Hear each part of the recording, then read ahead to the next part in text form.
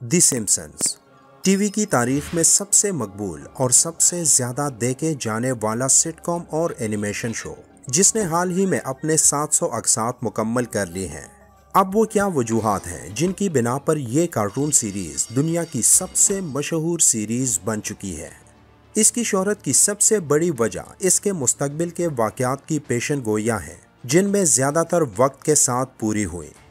پیشن گوئیاں زندگی کا حصہ ہے اور عموماً مستقبل قریب کے بارے میں بتا دینا کوئی نئی بات نہیں، لیکن کیا یہ آپ کے لیے قابل یقین ہے کہ موجودہ دور کے حالات کی مکمل تصویر آج سے ایک نہیں بلکہ 2 دہائیاں قبل ہی دی گئی تھی؟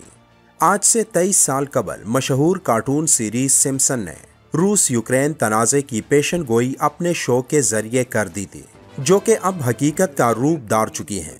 To offer amnesty to your wayward vassal. The Soviet Union? I thought you guys broke up. Yes, that's what we wanted you to think.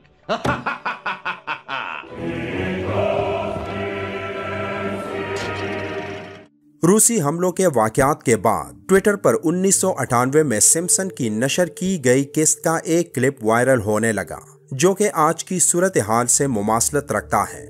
یہ بات کسی سے چھپی نہیں کہ اس سیریز کے بنانے کے پیچھے یہودی لابی کا ہاتھ ہے، اور یہ یہودی لابی اپنی بھرپور کوشش میں ہے کہ کسی طرح دنیا کو تیسری جنگ عظیم کی طرف دھکیل دیا جائے، تاکہ دنیا پر ان کے کنٹرول کا سینکڑوں سالہ پرانا خواب پورا ہو سکے۔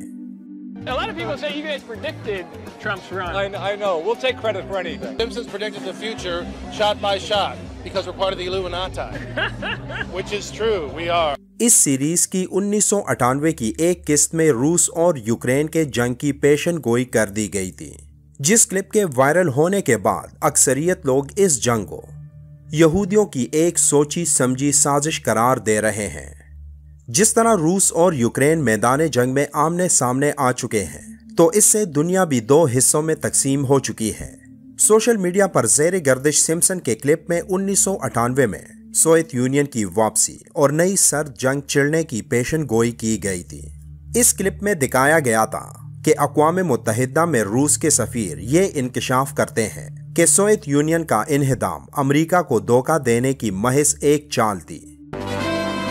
The Soviet Union will be pleased to offer amnesty to your wayward vassal. The Soviet Union? I thought you guys broke up. Yes, that's what we wanted you to think. 30 second کے clip میں صدر Vladimir کو zombie کی طرح شیشے کے تابوت کو توڑتے ہوئے اور دنیا سے سرمایہ داری کا صفایا کرنے کا عہد کرتے ہوئے دکھایا گیا ہے۔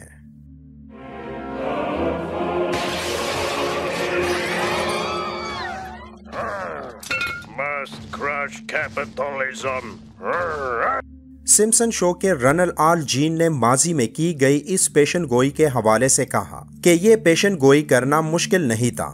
انہوں نے کہا کہ تاریخی جارحیت کبھی ختم نہیں ہوتی اور آپ کو انتہائی چوکس رہنا ہوتا ہے۔ 1998 میں جب یہ کلپ نشر ہوا تو شاید یہ امریکہ اور روس کے مابین تعلقات پر مبنی تھا۔ انہوں نے کہا کہ میرے نزدیک یہ پیشن گوئی افسوسناک ہے۔ جب سے پیوٹن آئے ہیں تقریباً سب پر ہی یہ واضح ہو گیا ہے کہ اب بری چیزیں ہونے والی ہیں۔ یاد رہے کہ اس سے قبل اس سیریز سے متعلق یہ دعویٰ بھی سامنے آیا تھا کہ 1993 میں اس کارٹون نے کورونا وائرس کی حالیہ وبا کی بھی پیشن گوئی کی تھی، اور بیروت دھماکے کے متعلق بھی ایسا ہی دعویٰ سامنے آیا تھا۔ روسی صدر ولادیمیر پوٹن نے کچھ دن قبل اپنی تقریر میں نیٹو کو ایک برائی سے تعبیر کیا ہے۔ Как у нас говорят в народе, кинули. Ну, просто обманули.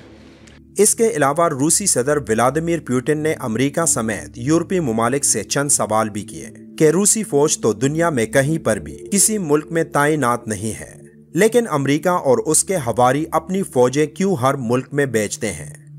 ان سوالوں کا اصل مقصد امریکہ اور اسرائیل جیسی ظالم طاقتوں کے ظلم کو ظاہر کرنا ہے، جن کے ظلم کا اصل ہدف آج مسلم دنیا بن چکی ہے۔ دنیا کا سب سے بڑا ظالم امریکہ اور اس کے اتحادی ہیں۔ امریکہ اور اس کے اتحادیوں نے نیٹو بنائے صرف کمزور اور خاص کر مسلمانوں کی نسل کشی کرنے کے لیے۔ نیٹو کے ذریعے امریکہ اور اس کے اتحادیوں نے ہر جگہ ظلم کرنے کے لیے نیٹو کو استعمال کیا، بہت سے ممالک کو تباہ و برباد کر دیا، लाखों करोड़ों लोगों को बेगुनाह कत्ल किया, लाखों लोगों के घर उजाड़ दिए, फिर उन ममालिक के वसाइल पर अमेरिका ने कब्जा करके उनके वसाइल लूटे।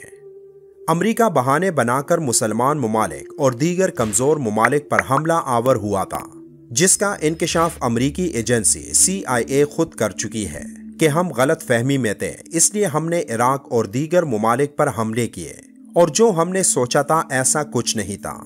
यानी उन लाखों करोड़ों लोगों को बेगुनाह मारने का इंकशाफ खुद अमेरिकी CIA ने किया है।